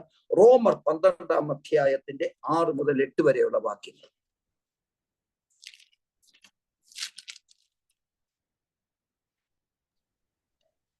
റോമർ 12-ാം അധ്യായത്തിന്റെ 6 മുതൽ 8 വരെയുള്ള വാക്യം. ആകയാൽ നമുക്ക് ലഭിച്ച കൃപയ്ക്കൊത്തവണ്ണം വെവ്വേറെ തരം ഉള്ളതുകൊണ്ട് പ്രവചനത്തിൽ വിശ്വാസത്തിനൊത്തവണ്ണം, ശുശ്രൂഷയെങ്കിൽ ശുശ്രൂഷയിൽ, ഉപദേശിക്കുന്നവനെങ്കിൽ ഉപദേശത്തിൽ, പ്രബോധിപ്പിക്കുന്നവനെങ്കിൽ പ്രബോധനത്തിൽ, 8 വരെ ദാനം ചെയ്യുന്നവൻ ഏകാഗ്രതയോടെ, ഭരിക്കുന്ന ഉത്സാഹത്തോടെ, കരുണ ചെയ്യുന്ന പ്രസന്നതയോടെ ആകട്ടെ. അപ്പോൾ നമുക്ക് ലഭിച്ച കൃപയ്ക്കൊത്തവണ്ണം 5 താലന്ത്, 2 താലന്ത്, 1 താലന്ത് ഇത് കൊടുക്കുന്നത് ദൈവത്തിനറിയാം വ്യക്തമായി ഇവൻ ഇതിന് അർഹനാണോ എന്ന്. അപ്പോൾ സുവിശേഷ വേലയിൽ നാം ആയിരിക്കുന്ന പ്രത്യേകമായിട്ടുള്ള പരിധിക്കുള്ളിൽ നാം പ്രവർത്തിക്കുന്നതിന് നമ്മുടെ കഴിവനുസരിച്ചാണ് ദൈവം നമുക്ക് കൃപ തരുന്നത്. അവിടെയാണ് ആ വാക്യം നമ്മിൽ ലഭിച്ച കൃപയ്ക്കൊത്തവണ്ണം. എന്റെ കൃപയായിരിക്കത്തില്ല പാസ്റ്റർ ഓത്തങ്കച്ചന് ലഭിക്കുന്നത്. ഓത്തങ്കച്ചന് ലഭിക്കുന്ന കൃപയായിരിക്കത്തില്ല സോമശേഖരന് കിട്ടുന്നത്. അപ്പോൾ നമുക്കത് പര്യാപ്തമായ വിധത്തിൽ കൃപ എന്ന് പറയുമ്പോൾ വാരിക്കോരി കൊടുക്കുന്നതല്ല, അത് വാങ്ങുവാൻ നീ അർഹനാണ് എങ്കിൽ അതനുസരിച്ചാണ് ദൈവം കൃപ നൽകുന്നത്. 1 കൊരിന്ത്യർ 12 അധ്യായം 4 മുതൽ 8 വരെയുള്ള വാക്യങ്ങളൊന്ന് വായിച്ചു. എന്നാൽ കൃപാവരങ്ങളിൽ വ്യത്യാസമുണ്ട്. കേട്ടോ, എന്നാൽ കൃപാവരങ്ങളിൽ വ്യത്യാസമുണ്ട്. നാം ഉദ്ദേശിക്കുന്നത് പോലെ കൂടുതൽ കൃപകൾ നിനക്ക് ലഭ്യമാകുവാൻ സാധ്യമല്ല. ദൈവത്തിനറിയാം ഏത് കൃപയാണ് എങ്ങനെയാണ് നിനക്ക് തരേണ്ടത് എന്ന് ദൈവത്തിനറിയാം. വായിച്ചേ. എന്നാൽ കൃപാവരങ്ങളിൽ വ്യത്യാസമുണ്ട്. ആത്മാവ് ഒന്നത്രേ. ശ്രദ്ധിക്കണേ, ആത്മാവ് ഒന്നത്രേ. വരങ്ങളുടെ കാര്യമാക്കിയോട്ട് പറയാൻ വരുന്നത്, ഇതൊക്കെ പ്രവർത്തിക്കുന്നത് ഒരേ ആത്മാവ് തന്നെയാണ് എന്ന് നമ്മെ മനസ്സിലാക്കാനാണ് ആ ഭാഗം. ഇത് സവിസ്തരമായ ഒരു പഠന ഭാഗം, അത് എടുക്കാനല്ല ഞാൻ ഉദ്ദേശിക്കുന്നത്, മനസ്സിലാക്കി തരുവാൻ. കേട്ട് വായിച്ചു. ശുശ്രൂഷകളിൽ വ്യത്യാസമുണ്ട്. കർത്താവ് ഒരുവൻ. കർത്താവ് ഒരുവൻ, ഒരൊറ്റ ആത്മാവ്, കർത്താവ് ഒരുവൻ. കേട്ട് വായിച്ചു. വീര്യപ്രവൃത്തികളിൽ വ്യത്യാസമുണ്ട്. എല്ലാവരിലും എല്ലാം പ്രവർത്തിക്കുന്ന ദൈവം ഒരുവൻ തന്നെ. എന്നാൽ ഓരോരുത്തന് ആത്മാവിന്റെ പ്രകാശനം പൊതുപ്രയോജനത്തിനായി നൽകപ്പെടുന്നു. ഒരുത്തന് ആത്മാവിനാൽ ജ്ഞാനത്തിന്റെ വചനവും മറ്റൊരുത്തന് അതേ ആത്മാവിനാൽ പരിജ്ഞാനത്തിന്റെ വചനവും നൽകപ്പെടുന്നു. ശ്രദ്ധിക്കണേ, അപ്പോൾ ഓരോരുത്തര് ദൈവവചനം ഘോഷിക്കുമ്പോൾ അതിന്റെ പ്രത്യേകത നിങ്ങൾക്ക് അനുഭവപ്പെടുന്നത് അതുകൊണ്ടാ. വളരെ വ്യക്തമായി അത് ഉൾക്കൊള്ളുവാൻ തക്കവണ്ണമുള്ള കഴിവ് ആ ദൈവത്തിന്റെ മകനുണ്ട് എന്ന് ദൈവത്തിന് ബോധ്യമായത് കൊണ്ടാണ് അത് കൊടുക്കുന്നത്. ദാവീദിനെ പോലെ ദൈവത്തിന്റെ മനസ്സുള്ളവർ അധികമാരുമില്ല. അതുകൊണ്ടാണ് 139 സങ്കീർത്തനം എഴുതാൻ തക്കവണ്ണം ദൈവം അവനെ പ്രേരിപ്പിച്ചത്. അതുകൊണ്ടാണ് അവൻ എഴുതിയത്. അവനത് ഉൾക്കൊള്ളുവാൻ കഴിയുന്നതായത് കൊണ്ട് അവൻ വ്യക്തമായി എഴുതി, നിയമിക്കപ്പെട്ട നാളുകളിൽ ഒന്നുമില്ലാതിരുന്ന സമയത്ത് നിന്റെ സ്മരണ പുസ്തകത്തിൽ സകലതും എഴുതിയിരുന്നു, നിന്റെ പുസ്തകത്തിൽ എഴുതിയിരുന്നു എന്ന് ദാവീദിന്റെ ആ ജ്ഞാനം നമ്മൾ കോപ്പി എടുത്തിട്ട് ശരിയാണ് എന്ന് പറയുന്നവരാണ് നമ്മൾ. എന്നാൽ ഇത് വ്യക്തമായി മനസ്സിലാക്കുവാൻ തക്കവണ്ണം അവനിൽ എന്തുണ്ടായിരുന്നു? ദൈവത്തിന്റെ ആത്മാവുണ്ടായിരുന്നു. ശ്രദ്ധിക്കണേ, വളരെ കൃത്യമായി ഇത് മനസ്സിലാക്കുകയാണ് എങ്കിൽ പെട്ടെന്ന് പറഞ്ഞു പോകാം. എഫെസ്യർക്ക് എഴുതിയ ലേഖനം 4-ാം അധ്യായത്തിന്റെ 11-ാം വാക്യം. ഇതൊക്കെ പ്രത്യേകിച്ചും ശുശ്രൂഷകന്മാർക്ക് വളരെ മനസ്സിലാക്കാനാണ്. പലരോടും ഞാൻ ചോദിക്കുന്നതാണ്, എന്താ ബൈബിൾ ക്ലാസ് കയറഞ്ഞത്? അയ്യോ സാറേ, അത് പിന്നെ അങ്ങോട്ട് പോകേണ്ടി വന്നു, ഇങ്ങോട്ട് പോകേണ്ടി വന്നു എന്ന്. വചനത്തിന് പ്രാധാന്യം കൊടുക്കാതെ ദൈവത്തിന്റെ വചനം മനസ്സിലാക്കുവാൻ നിങ്ങൾക്ക് സാധിക്കില്ല. 4-ാം അധ്യായത്തിന്റെ 11-ാം വാക്യം വായിച്ചു.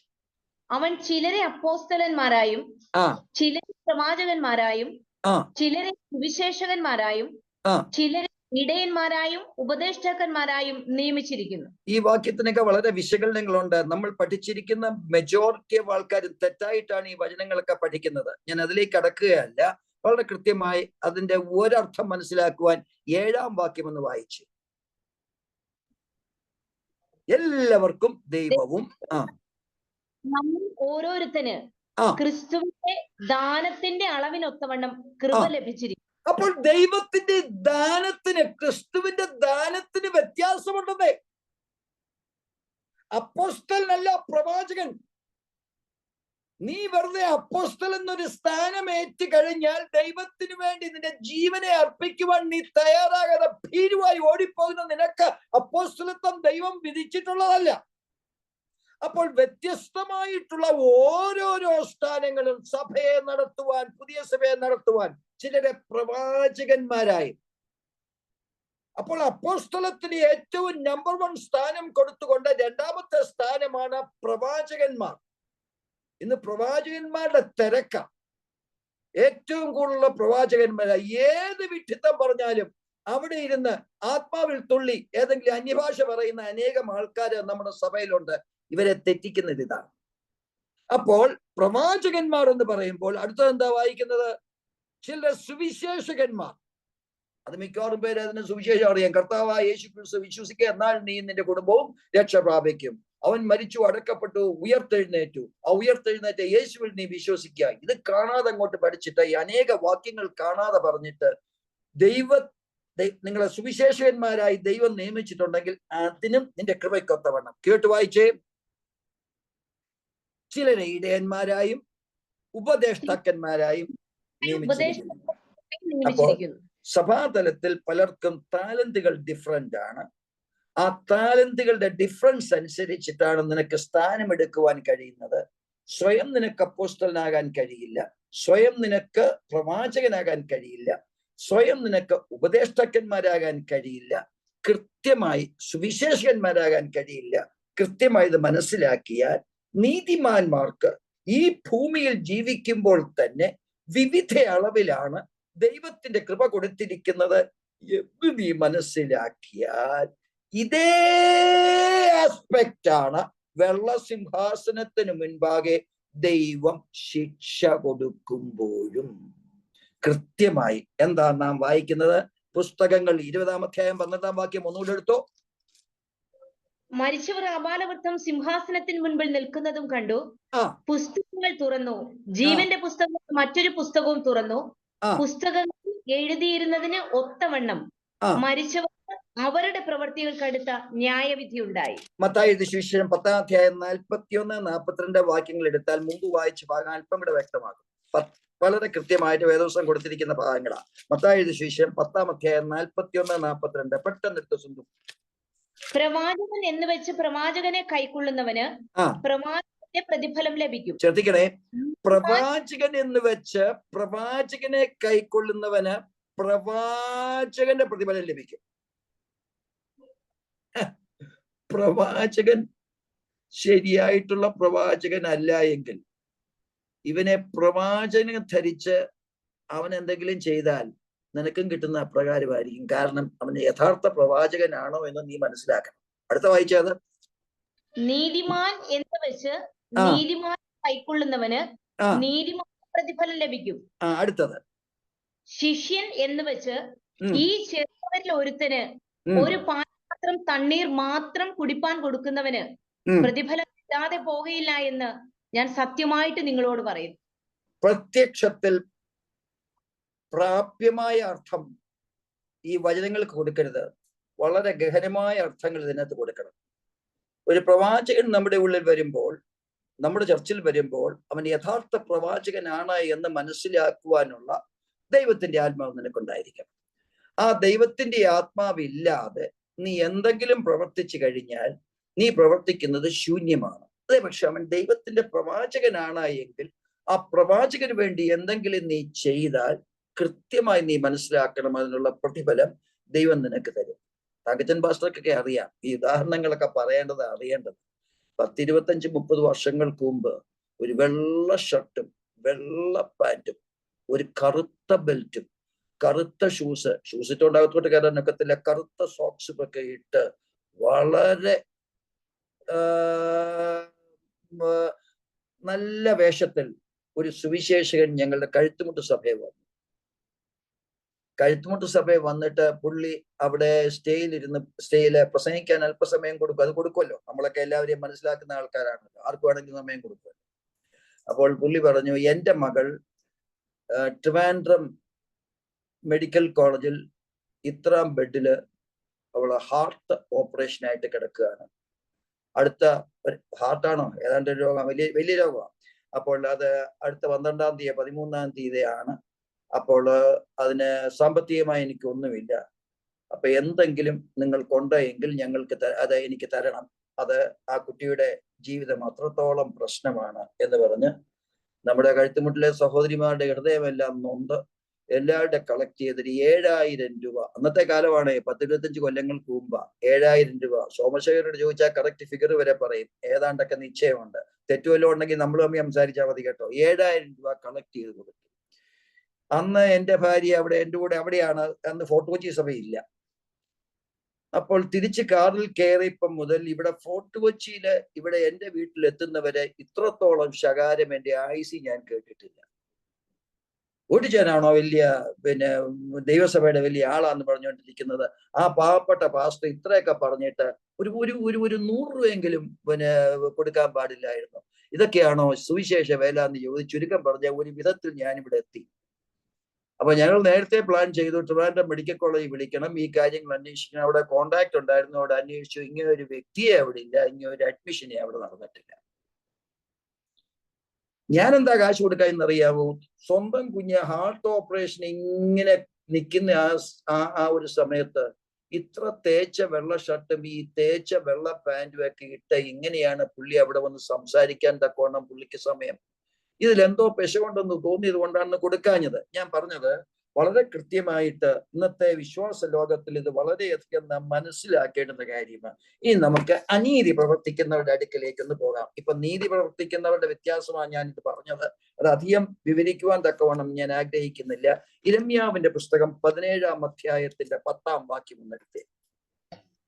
യഹോവയെ ഞാൻ ഹൃദയത്തെ ശോധന ചെയ്ത് അന്തരംഗങ്ങളെ പരീക്ഷിച്ച് ഓരോരുത്തന് അവനവന്റെ നടപ്പിനും പ്രവൃത്തിയുടെ ഫലത്തിനും തക്കവണ്ണം കൊടുക്കുന്നു. ഇതാണ് യിരെമ്യാ പ്രവാചകൻ പറയുന്നത്.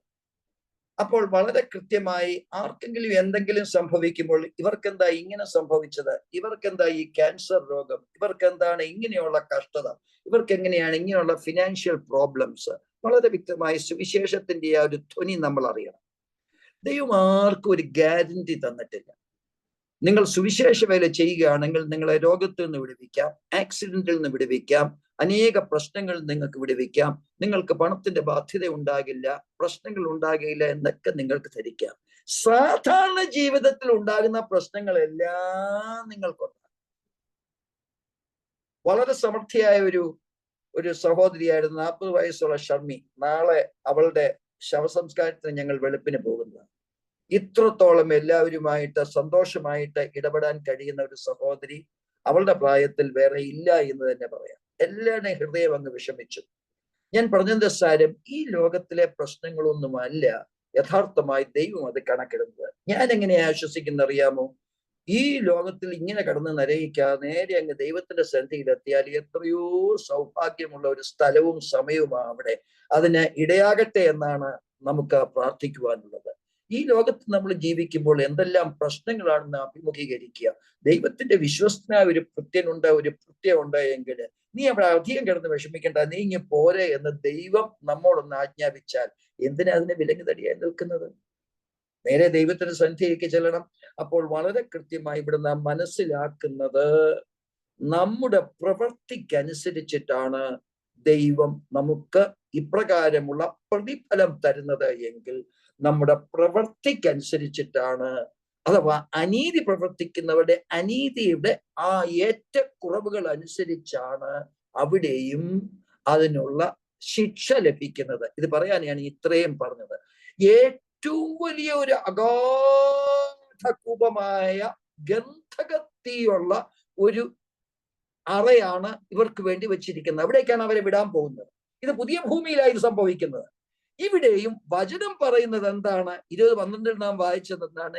ഇവിടെയും വായിച്ചു 20:12 പുസ്തകങ്ങൾ തുറന്നു, അടുത്ത പുസ്തകങ്ങൾ എഴുതിയതിന് തക്കവണ്ണം മരിച്ചവർക്ക് അവരുടെ പ്രവൃത്തികൾക്ക് അടുത്ത ന്യായവിധി ഉണ്ടായി. അപ്പോൾ ഇവിടെ ഈ ഭൂമിയിൽ ഏതെല്ലാം വിധത്തിലാണ് നമ്മുടെ ജീവിതവും ദൈവം ക്രമീകരിച്ചിരിക്കുന്നത് ആയതുപോലെ ഗന്ധകം കത്തുന്ന തീപ്പൊയ്കയിലും വിവിധ ശിക്ഷകളുണ്ടെന്നാണ് ഈ പറഞ്ഞതിന്റെ അർത്ഥം.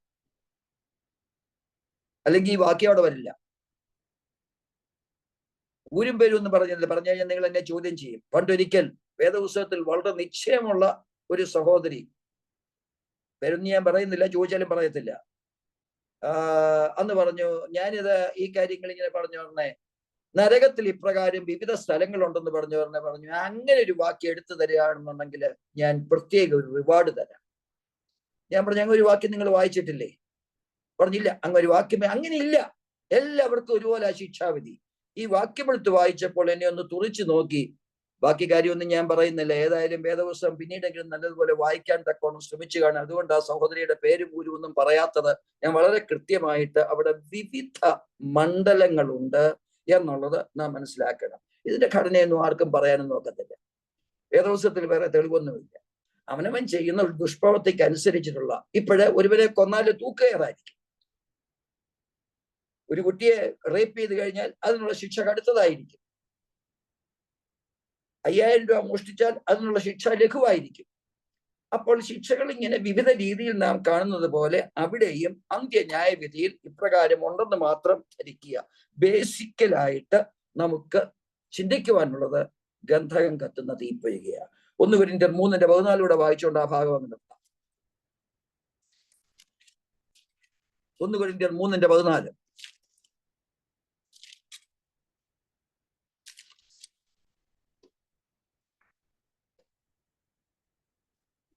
അങ്ങൊരു വാക്യം ഇല്ലയോ സിന്ധുവിന്റെ ബൈബിളില്?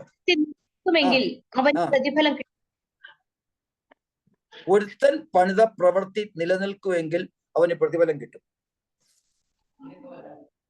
ഇത് വളരെ ഇമ്പോർട്ടന്റ് ആയിട്ട് വാക്യം കേട്ടോ. ഇരമ്യ 17:10 ഒന്നുകൂടെ എടുത്തോ.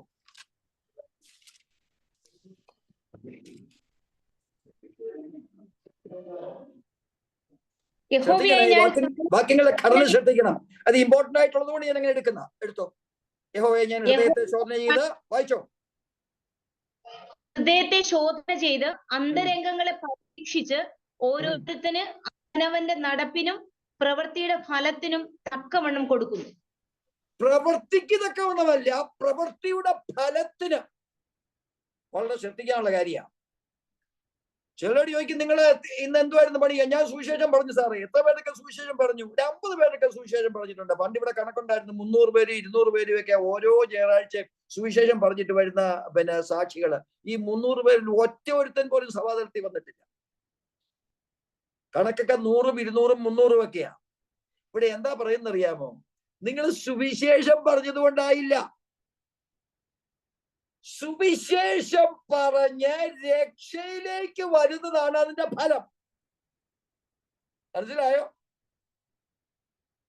സുവിശേഷം പറഞ്ഞു, വാക്യം വ്യക്തമായിട്ട് പറഞ്ഞു, അതല്ല ബൈബിൾ ക്ലാസ് അല്ലേ ഈ പറയുന്നത്. ബൈബിൾ ക്ലാസ് ഒക്കെ വ്യത്യാസമാണ്. ഈ സുവിശേഷം പറഞ്ഞു എന്താ വാക്യം വരുന്നത്?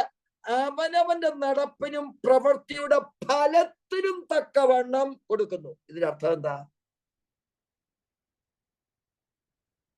സഭയിലോട്ട് കയറിയുള്ള 30 പേര് 3 വർഷം കഴിഞ്ഞ് ഇറങ്ങിയുള്ള 27 പേര്. എവിടെയാ ഫലം? ഉള്ള ഫലം തന്നെ കുറഞ്ഞു. അതിന് ശിക്ഷാവിധി വേറെയുണ്ട്. നിന്റെ സുവിശേഷ വേലയിൽ നീ പ്രവർത്തിച്ചു എങ്കിൽ അതിനൊരു ഫലം കാണണമെന്ന്. അതാണ് 1 കൊരിന്ത്യർ 3:14. ഒന്നുകൂടെ വായിച്ച ആ വാക്യം. ഇത് ശ്രദ്ധയിൽ വെച്ചോണ്ടാണ് അത് വായിക്കേണ്ടത്. ഞാൻ മുമ്പേ അത് പറഞ്ഞിട്ടാണ് ഞാനെങ്ങും മറന്നുപോയി. എനിക്ക് ഈ പ്രായമായതുകൊണ്ട് എല്ലാം ഒന്നും ഓർക്കുന്നില്ല. അപ്പോൾ വായിച്ചു 1 കൊരിന്ത്യർ 3:14 വായിച്ചേ. ഒരുത്തൻ പണിത പ്രവൃത്തി നിലനിൽക്കുമെങ്കിൽ അവന് പ്രതിഫലം കിട്ടും. ഒരുത്തൻ പണിത പ്രവൃത്തി നിലനിൽക്കുമെങ്കിൽ അവന് പ്രതിഫലം കിട്ടും. മനസ്സിലായോ? ആരെങ്കിലും രക്ഷയിലേക്ക് നിങ്ങൾ നയിച്ചു എന്ന് പറഞ്ഞു കഴിഞ്ഞാൽ അവൻ രക്ഷിക്കപ്പെട്ടവനായിരിക്കണം. അവൻ സഭയെ വരണം, അവൻ സ്നാനപ്പെടണം, അവൻ മുന്നോട്ട് ജീവിക്കണം. അവന് കുറവുകളും പ്രശ്നങ്ങളും ഒക്കെ കാണും. അപ്പോഴാ കുറവും പ്രശ്നങ്ങളും നിങ്ങൾ ഓർത്തിട്ട്, ഞാൻ രക്ഷ പറഞ്ഞ, ഞാൻ സുവിശേഷം പറഞ്ഞത് അവൻ രക്ഷയിലേക്ക് നയിച്ച, ഇനി എനിക്ക് ബാധ്യതയൊന്നുമില്ലെന്ന് പറഞ്ഞാൽ നടക്കത്തില്ല. വളരെ വ്യക്തമായി അവനെ നിലനിർത്തേണ്ടുന്ന ചുമതല നിങ്ങൾക്കാണ്. അത് ഏത് രീതിയിലാണ് നിങ്ങൾ നിലനിർത്തേണ്ടത് എന്നുള്ളത് കൃത്യമായി മനസ്സിലാക്കിയാൽ അവൻ ആ രക്ഷയിൽ നിലനിൽക്കും. അങ്ങനെയാണെങ്കിൽ നിങ്ങൾക്ക് പ്രതിഫലം കിട്ടും. മനസ്സിലാക്കുന്നവർ മനസ്സിലാക്കിയാൽ മതി. ഞാൻ ആ വാക്യം അവിടം കൊണ്ട് നിർത്തുകയാണ്. അടുത്ത പ്രധാനപ്പെട്ട വാക്യത്തിലേക്ക്, 20-ാം അധ്യായത്തിന്റെ 13-ാം വാക്യം.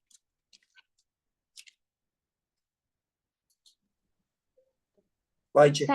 തന്നിലുള്ള മരിച്ചവരെ ഏൽപ്പിച്ചു കൊടുത്തു, മരണം പാതാളവും തങ്ങളിലുള്ള മരിച്ചവരെ ഏൽപ്പിച്ചു കൊടുത്തു. ഓരോരുത്തരും അവനവന്റെ പ്രവൃത്തികൾക്കടുത്ത വിധിയുണ്ടായി. ഓക്കെ, ഇനി അല്പം ബുദ്ധിമുട്ടുള്ളൊരു ഭാഗത്തേക്കാ പോകുന്നത്. ഇതുവരെയൊക്കെ ഈസി ആയിട്ട് പറഞ്ഞു. ഈസി എന്ന് പറഞ്ഞു കഴിഞ്ഞാൽ കാര്യങ്ങൾ ഞാൻ പറഞ്ഞു, നിങ്ങൾ സുവിശേഷ വേല ചെയ്യുന്നു. ഞാൻ അടക്കമായി പറയുന്നത്, എന്നെ ചോദ്യം ചെയ്തുകൊണ്ടാണ് ഞാൻ ഈ പറയുന്നത്. സുവിശേഷ വേല ചെയ്യുന്നു, അവിടെ ഘനഗംഭീരമായിട്ട് പ്രസംഗിച്ചു, ഇവിടെ വന്ന് ഇതിങ്ങനെ പ്രസംഗിച്ചു, അതൊന്നും അർത്ഥമില്ലെന്നേ. നിങ്ങൾ ഒരുവനെ സുവിശേഷത്തിലേക്ക് നയിക്കുന്നു എങ്കിൽ അവൻ ആ സുവിശേഷത്തിൽ നിലനിൽക്കുന്നോ എന്നുള്ളത് ചെക്ക് ചെയ്യാനുള്ള ബാധ്യത നിനക്കുണ്ട്.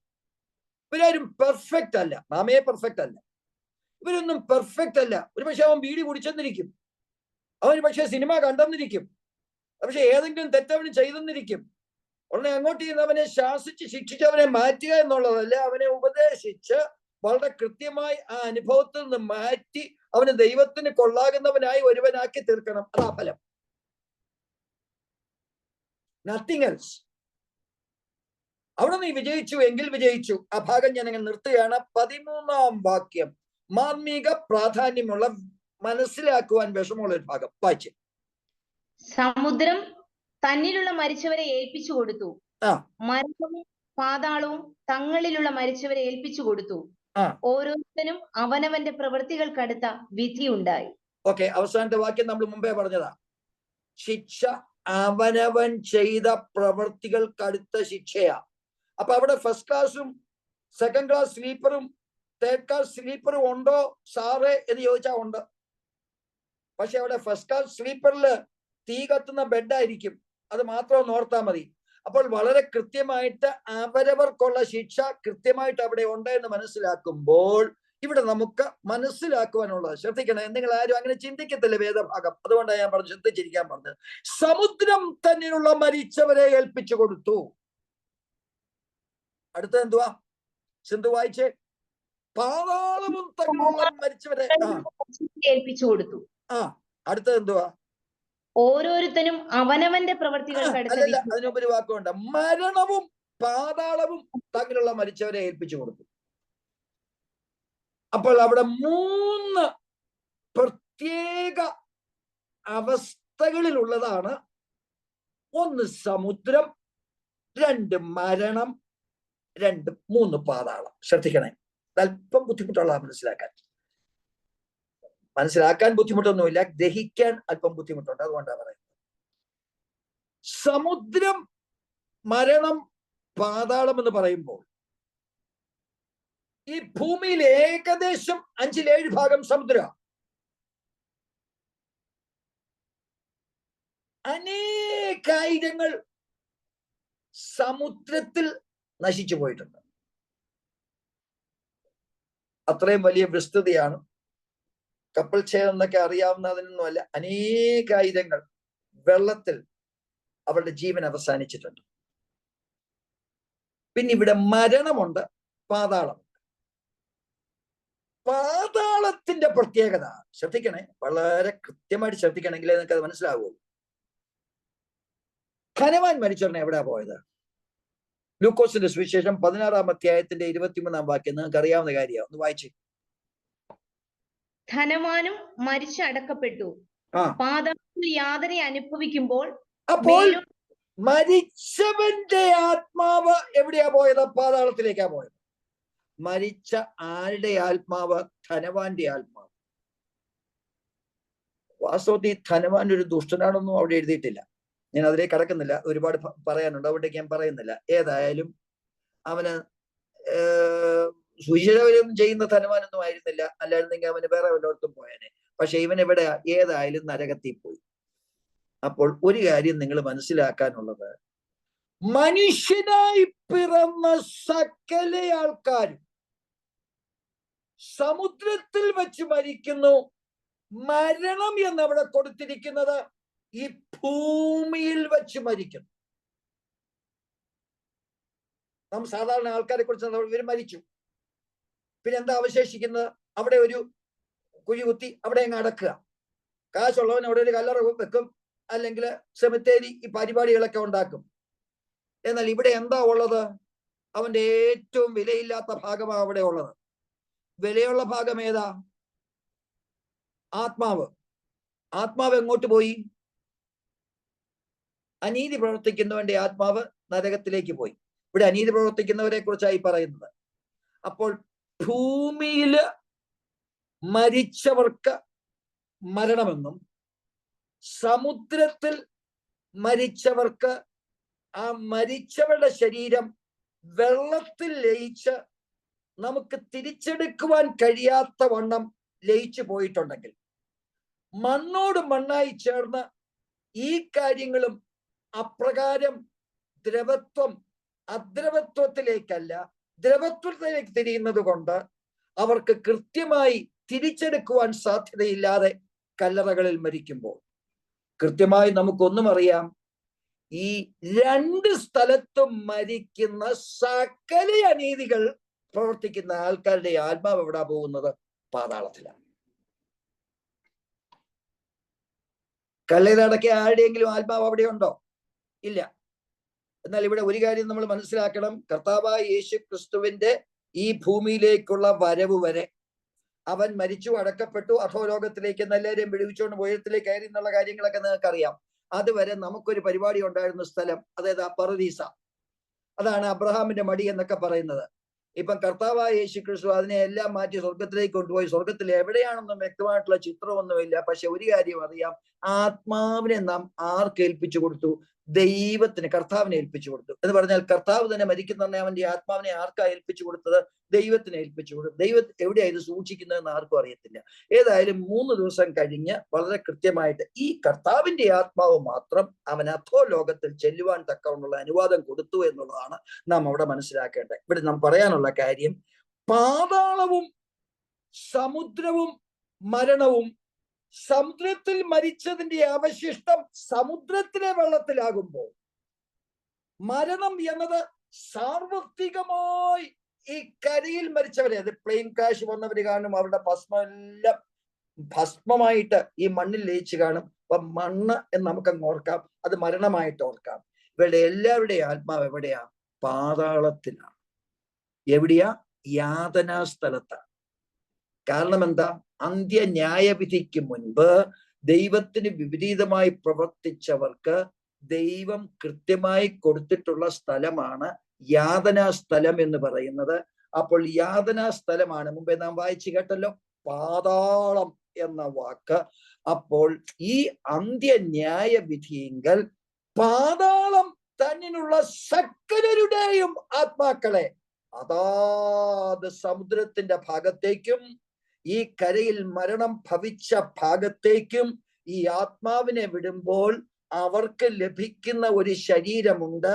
ആ ശരീരമാണ് മരിച്ചവർ ആബാലവൃദ്ധം.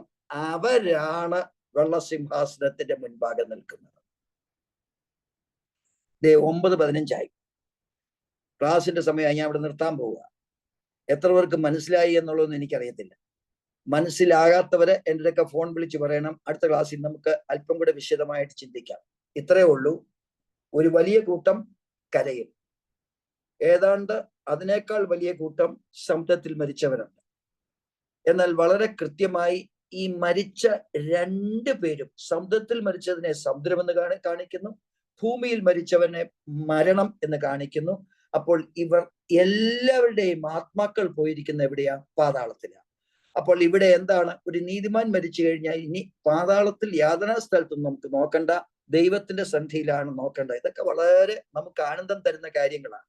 അപ്പോൾ ഈ പറയുന്ന കാര്യങ്ങൾ മുഴുവൻ പാതാളത്തിലുള്ളത്, അതിന്റെ യാതനാ സ്ഥലത്തുള്ളത്, ധനികൻ ഇതുവരെ അവിടെ കിടക്കുക. ഇവരെ എല്ലാവർക്കും ഒരു പുനരുത്ഥാന ശരീരം കൊടുത്താണ് എവിടെ നിർത്തുന്നത്? നാം കൃത്യമായി കേട്ട വലിയൊരു സിംഹാസനം, വെള്ള സിംഹാസനത്തിന്റെ മുൻപാകെ നിർത്തുന്നത്. ഇത് വളരെ വ്യക്തമായി മനസ്സിലായി. മരിച്ചവരാണ് അവർ. പക്ഷെ മരിച്ചവർ ഇപ്പോൾ എന്താണ്? പുനരുത്ഥാന ശരീരികളാണ്.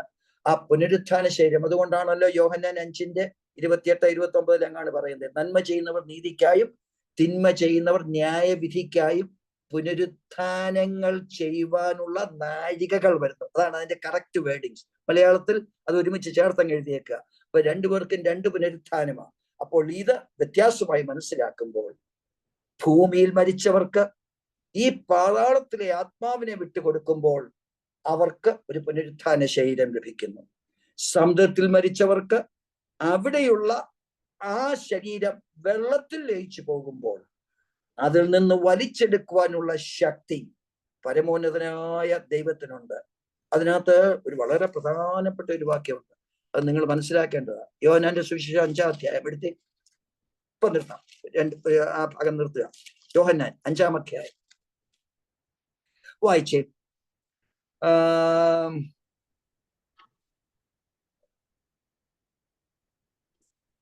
25-ാം വാക്യം മുതൽ വായിച്ചേ. ആമേൻ ആമേൻ ഞാൻ നിങ്ങളോട് പറയുന്നു, മരിച്ചവർ ദൈവപുത്രന്റെ ശബ്ദം കേൾക്കുകയും കേൾക്കുന്നവർ ജീവിക്കുകയും ചെയ്യുന്ന നാഴിക വരുന്നു, ഇപ്പോൾ വന്നു നിൽക്കുന്നു. പിതാവിന് തന്നിൽ തന്നെ ജീവൻ ഉള്ളതുപോലെ അവൻ പുത്രനും തന്നിൽ തന്നെ ജീവൻ ഉള്ളവൻ ആകുമാറ് വരം നൽകിയിരിക്കുന്നു. അവൻ മനുഷ്യപുത്രനാകിയാൽ ന്യായവിധി നടത്തുവാൻ അവൻ അധികാരവും നൽകിയിരിക്കുന്നു. ഓക്കെ, അടുത്ത വാക്യം. ഇതിൽ ആശ്ചര്യപ്പെടരുത്. കല്ലറകളിൽ ഉള്ളവർ എല്ലാവരും അവന്റെ ശബ്ദം കേട്ട്. കല്ലറകളിലുള്ളവർ എല്ലാവരും അവന്റെ ശബ്ദം കേട്ടു. നന്മ ചെയ്തവർ ജീവനായി. മതി. അപ്പോൾ നന്മ ചെയ്തവരും തിന്മ ചെയ്തവരും അവന്റെ ശബ്ദം കേട്ടു. പക്ഷെ ആർക്ക് മാത്രമേ വിടുതലുള്ളൂ? നന്മ ചെയ്തവർക്ക് മാത്രമേ വിടുതലുള്ളൂ. കാരണം അവരുടെ പുനരുത്ഥാനം ഉൽപ്രാപണ സമയത്ത് കൊടുക്കുന്നത് കൊണ്ട്. അതുകൊണ്ടാണ് 2 പുനരുത്ഥാനങ്ങൾ ഉണ്ട് എന്ന് പറയുന്നത്. അടുത്ത പുനരുത്ഥാനം എപ്പോഴാണ്? ഈ മരിച്ചവർ ആബാലവൃദ്ധം വെള്ളസിംഹാസനത്തിന് മുമ്പിൽ നിൽക്കുന്നതാണ്. ഞാൻ പറഞ്ഞല്ലോ, മനസ്സിലാക്കാൻ അല്പം വിഷമമുണ്ട്. അത് നമുക്ക് അടുത്ത ആഴ്ചയിൽ മനസ്സിലാക്കാം. പരമോന്നതനായ ദൈവം നമ്മെ സഹായിക്കട്ടെ. ഒന്ന് മാത്രം പറയുന്നു, അവരവർക്ക് ദൈവം കൊടുത്ത കഴിവനുസരിച്ച് കൃപയുടെ ആ ഘനതയും വ്യത്യാസമുണ്ടായിരിക്കും. അത് കൃത്യമായിട്ട് നീതി പ്രവർത്തിക്കുന്ന നമുക്കുമുണ്ട്, അനീതി പ്രവർത്തിക്കുന്ന മറ്റുള്ളവർക്കുമുണ്ട്. അതിന്റെ കൃത്യമായ വ്യാഖ്യാനമാണ് നാം ഇവിടെ കേട്ടത്. അവർ ആബാലവൃദ്ധം എവിടെ നിൽക്കുന്നു? വെള്ളസിംഹാസനത്തിന് മീതെ നിൽക്കുന്നു. ഭൂമി അഥവാ മരണം തങ്ങളിൽ മരിച്ചവരെ ഏൽപ്പിച്ചു കൊടുത്തു. സമുദ്രം തങ്ങളിൽ മരിച്ചവരെ ഏൽപ്പിച്ചു കൊടുത്തു. ആത്മാവ് എവിടെ നിന്നാണ് വരുന്നത്? അവരുടെ ആത്മാവ് ഇപ്പോൾ സൂക്ഷിക്കപ്പെട്ടിരിക്കുന്ന പാതാളത്തിൽ നിന്നാണ് വരുന്നത്. ഇവർക്കുള്ള ന്യായവിധി എന്താ എന്നുള്ളത് അടുത്ത ആഴ്ച നമുക്ക് ചിന്തിക്കാം. ഈ വാക്കുകളാൽ ദൈവം നമ്മളെ അനുഗ്രഹിക്കുമാറാകട്ടെ.